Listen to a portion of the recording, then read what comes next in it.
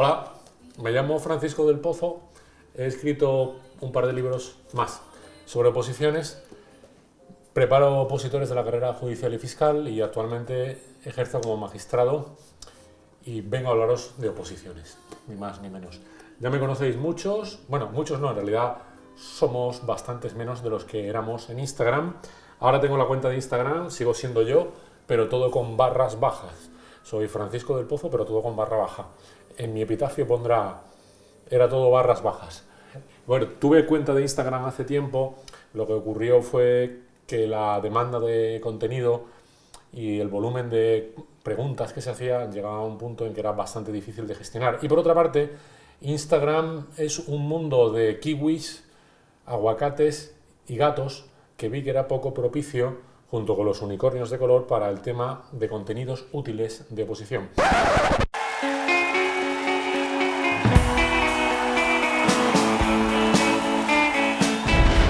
A ver, no es una crítica, utilizo un lenguaje así para que esto sea más llevadero, porque entiendo que quien me ve ahora se ha pasado o se va a pasar muchas horas delante de unos apuntes de un libro, de un temario, y necesita también un poco de algo que sea distinto. Entonces mi intención es transmitir un poco de dinámica, un poco de humor, si puedo, para que esto sea diferente, para que resulte atractivo y para que resulte desconectar. Instagram en sí también puede ser útil porque entra dentro de esa categoría que yo llamo de desconexiones. Yo abogo por el hecho de estar estudiando concentrado durante periodos de tiempo, más o menos 55 minutos, y pausas de unos 5 minutos. Si tú quieres dedicar tu pausa de 5 minutos a echarle un vistazo a Instagram y no te rompe la concentración, a mí me parece interesante, ¿por qué no? Como tantas otras cosas, la papelería bonita, etc. Pero sí que es verdad que a la hora de transmitir contenidos como el presente, yo en Instagram veía limitaciones temporales porque el formato, las historias, las publicaciones, pues daban muy poco de sí. Entonces decidí pasarme aquí. Y directamente entrando en grano, para que no queden vídeos muy largos, quiero hablaros de algo que he dicho ya otras veces y que, aunque parezca obvio y aunque se haya dicho muchas veces, parece que cae en el olvido. Y es la necesidad de tratar la oposición como si fuese un oficio, como si fuese una profesión, la necesidad de profesionalizarla, de atarla a pautas de trabajo, como si fuesen protocolos de trabajo, como si fuesen en definitiva una secuencia de actuación que hay en todos los sectores de la vida. Ya sé que el mensaje no es un mensaje, diría yo, como especialmente atractivo. Ya sé que no os estoy vendiendo algo que sea muy fácil de digerir. Es decir, no te estoy diciendo que vayas a probar la oposición tomando helado de chocolate y queso de Cabrales como si no hubiera un mañana. Ojalá fuese tan fácil aprobar una oposición haciendo algo así. La oposición se saca con esfuerzo y con trabajo. Lo que pasa es que es verdad que se saca con esfuerzo y con trabajo organizado. No soy mucho tampoco de esos sistemas que prometen. A mí me llega muchísima publicidad de ofertas, de métodos, sistemas. Yo mismo escribí un método y admito que efectivamente el título puede ser efectista, pero creo que aquí de verdad hay un método. Pero no vengo a vender el libro porque se vende solo, la verdad, las cosas como son. Entonces, cuando veo esa publicidad en Instagram o donde sea, que prometen métodos infalibles, cuando yo mismo he leído libros sobre esos métodos infalibles y cuando he estudiado y he leído cosas más sesudas a nivel de neurociencia, finalmente llego a la conclusión de que nadie te va a ahorrar la parte más fea del trabajo. Puedes utilizar el sistema de las palabras colgadero, puedes leer a Lorraine, puedes leer muchísimas cosas y al final la conclusión a la que llego es sí, y lo puedes hacer y efectivamente serás más útil, más eficiente, tardarás menos en aprobar, pero al final el trabajo, lo que es la labor de estudio, el clavar codos, fijaos que estoy lesionado, lo que es clavar codos, lo que es estar ahí sentado con el chándal o el pijama demacrado, despeinado, con la barba o no, eso no te lo quita nadie. Y al final puedes hacer las cosas inteligentemente. Recomiendo hacerlas inteligentemente, recomiendo hacerlas organizadamente. Ahora hablaremos sobre eso. Pero hay una parte final que es la de la repetición, que es el sistema de repetición y repetición y repetición, que al final, básicamente, es la esencia. Y ya sé que esto hubiera sido preferible sustituirlo por una fragancia especial que te libera de la obligación de meter los codos ahí, o por algo que te libera de hacer horas y horas de repetición y estudio, pero es tan sencillo como que nadie puede estar en forma, nadie puede tener el cuerpo fitness que se llevará tanto, a ver si me abrimos un canal de fitness, sin hacer lo básico, lo más esencial, que es ejercicio y cuidar la alimentación y suplementarse en su caso. Quiero decir, si es que las fórmulas mágicas no existen, eso sí que es aceite de serpiente o humo de vendedor barato. Al final hay que trabajarlo. Pero la parte buena Esa es la parte que no es atractiva, digamos que esa es la parte en la que no voy a descubrir ni el fuego, ni la pólvora, ni internet, ni el queso de Cabrales, ni todo el mundo. No voy a ser el más listo de la tribu, no te puedo vender ese mensaje, ojalá. Al final, sí que es verdad que lo puedes y debes hacerlo de forma organizada, pautada, con cierto mecanicismo, que ya sé que esto también suena feo, pero dejadme que me explique, para que esto funcione de verdad, entonces sí que funciona, porque al final cuando lo conviertes en algo semejante a una profesión, cuando lo has convertido en algo semejante a un oficio, cuando hay una organización, cuando hay pautas de trabajo, cuando hay un esquema de trabajo ya preestablecido, que te hace conocerte a ti mismo, es lo que te da la seguridad de la rutina, y eso para el opositor es un mundo, entonces todo es mucho más fácil. No voy a entrar hoy en concreto a analizar cuál es esa organización y cuál es esa pauta ni esa forma de trabajo, ya lo desarrollaremos a lo largo de este año.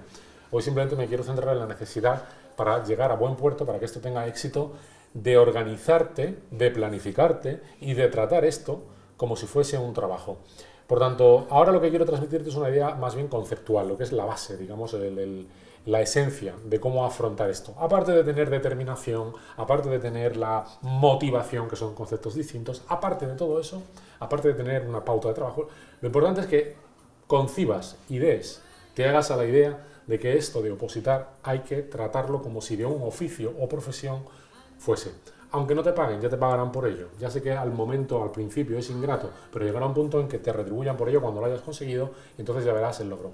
Además, por otra parte, si lo pensáis, la idea tiene todo el sentido del mundo, porque analices donde analices, te vas a encontrar que todo en esta actividad, en este mundo, prácticamente todo aquello que te da de comer, quitando y dejando a un lado las actividades de ocio o las actividades que puedan ser más del entorno familiar, casi todo en esta vida está arreglado, está medido, por feo que suene, por desagradable que suene.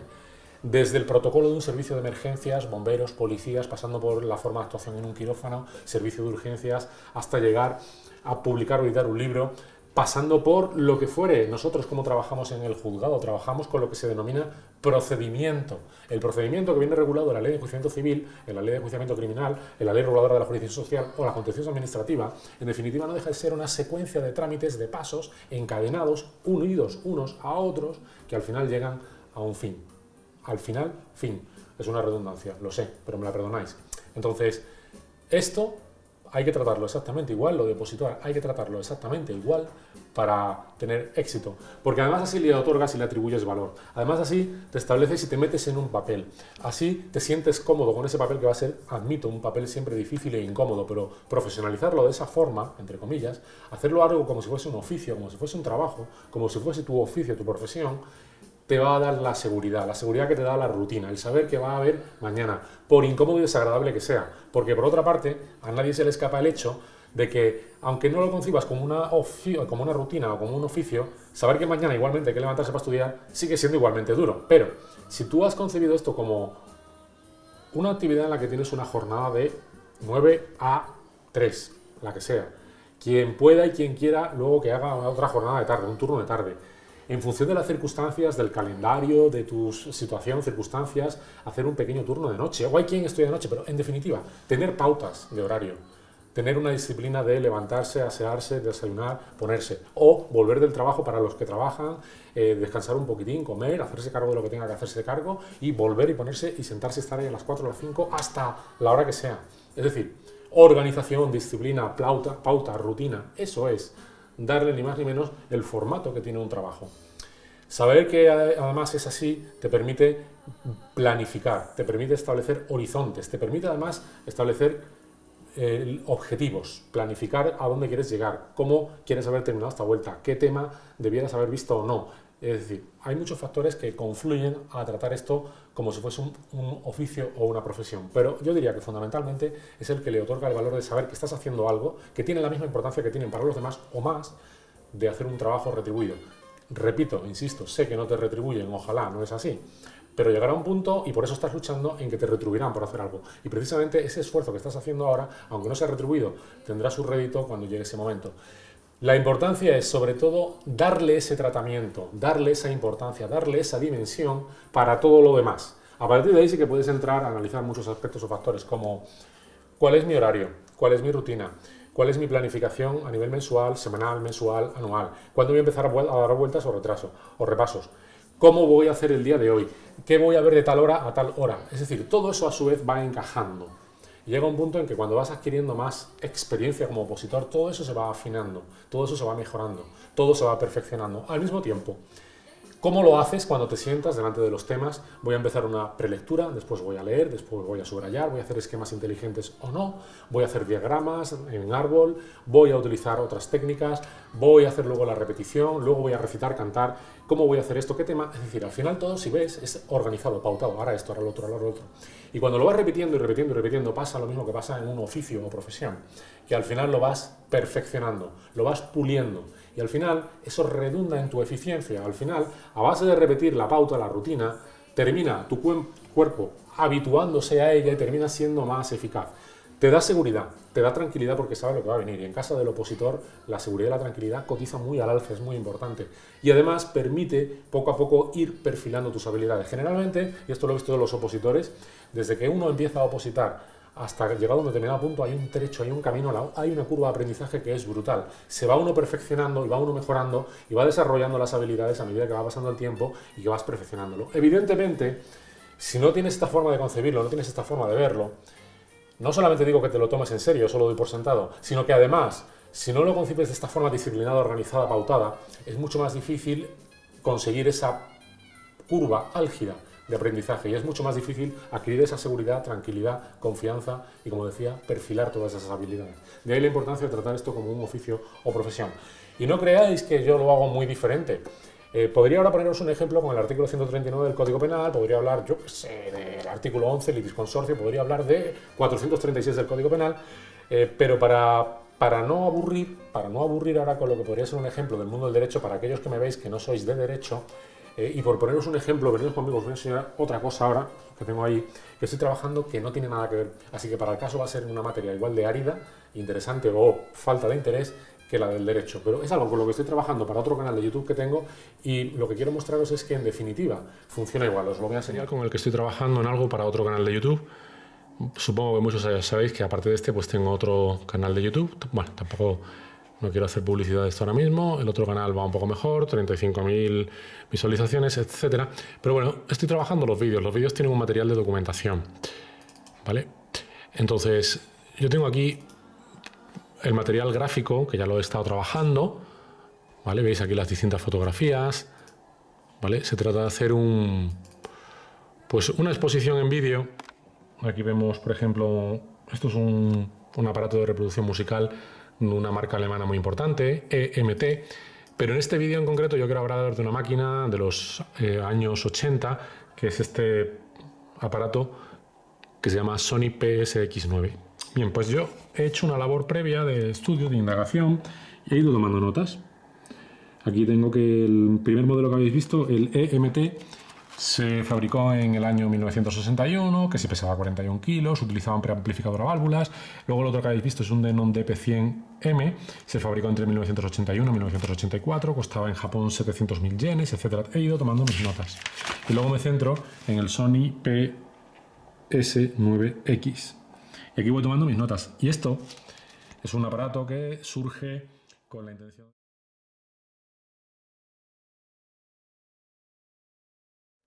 Me tocará en su momento, ponerme delante de la cámara con esos datos memorizados. ¿Y creéis que eso va a diferir mucho del estudio de material de oposición? Pues el contenido, obviamente. Cuando yo opositaba, hubiera pagado mucho porque mis contenidos no fuesen estos, sino poder memorizar cosas que me atraían, que me interesaban. Pues a ti te pasará igual. Te gustará la música, te gustará lo que sea. Los viajes me da exactamente igual. Y pensarás, ojalá yo pudiera estudiar aquellas cosas que me atraen. Cuánto más fácil no sería estudiar historia o arte, que es lo que a mí me gusta, y no tener que memorizar la Constitución española. Pues estoy totalmente de acuerdo contigo. Pero donde yo quería ir a parar es que al final, cuando intentas hacer cosas en la vida, que quieres sacarle un rendimiento, quieres ser eficaz en ello, quieres ser rápido, lo que sea, todo tiene su proceso, su pauta de trabajo. Primero te documentas, luego lo escribes, luego lo analizas, luego lo lees con calma, me toca leerlo. Luego lo subrayaré, podré hacer diagramas, podré lo que tú quieras y luego me tocará intentar memorizar. Sony PSX9, el EMT927 que empieza a fabricarse en 1960, pesaba 40 kilos de peso, llevaba dentro un preamplificador a válvulas. luego se lanzó el Denon DP100M, después de este vino el Technics SP10 en 1980, más tarde Sony lanza bla bla bla bla bla bla bla bla, son datos, como quien recita el artículo 1 de la Constitución española, el de siempre. España se constituye en un Estado social y democrático de derechos que propugna como valores superiores de su ordenamiento jurídico la libertad, la justicia, la igualdad y el pluralismo político. Artículo 11 de la Ley de Enjuiciamiento Civil. Bla bla bla bla bla bla bla bla. Y con esto concluyo. Tengo aquí la Ley de Enjuiciamiento Civil que yo estudiaba o que yo utilizaba para estudiar. Ya ha habido algún cambio sobre ella. Fijaos el subrayado. Fijaos los bordes. Fijaos el papel roto y desgastado. Fijaos los bordes sombreados. Fijaos los colorines, el subrayado. ¿Qué significa esto? Trabajo, evidentemente, lo que decíamos. Pero poned atención en los colorines. Si os fijáis, hay una pauta en esos colorines. Le voy a hacer una foto con el móvil y lo voy a insertar en este vídeo para que lo veáis. Y esa pauta ya sí forma parte de lo que es la rutina de estudio y forma parte de la técnica de estudio y forma parte del PLSMA y forma parte de la técnica de subrayado inteligente. Ya hablaremos de ella algún día, ahora simplemente el concepto, no os preocupéis. Hay detrás de los colorines algo pensado, algo pautado e ideado para que favorezca la forma de entrar por la cabeza. Es decir, hay una secuencia lógica que favorece el memorizaje en ese código de colores. Por eso digo, cualquier cosa, desde tu horario, la hora en la que te vas a levantar, vas a comer, vas a volver, pasando por los colorines que vas a emplear para el subrayado y cuándo vas a subrayar o no, y cuándo vas a repetir o no, todo debe formar parte de un proceso ordenado hacia un fin, que es aprobar la posición. Y así hay que plantearlo, sin perjuicio de que, obviamente, hay que plantearlo esto de otras muchas formas, en el sentido de es lo que te va a dar de comer, es tu ilusión, es lo que necesitas, es lo que quieres, pero en eso ya vamos a verlo, eso ya lo vamos a ver en otros vídeos. Muchas gracias por tu atención, como siempre.